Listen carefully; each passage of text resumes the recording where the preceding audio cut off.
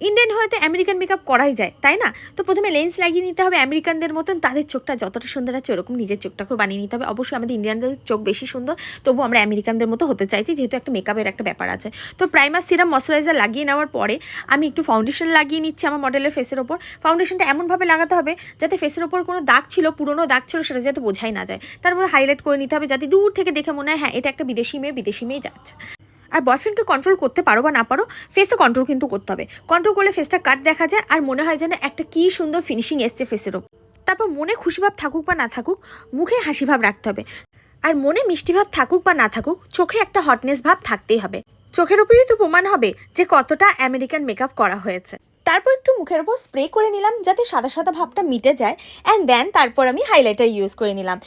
Finally মেকআপটা complete হয়ে গেছে। কেমন লাগলো আমার ভিডিওটা অবশ্যই কিন্তু কমেন্টে জানাবে। টাটা, সবাই সুস্থ থেকো, ভালো থেকো, বাই বাই।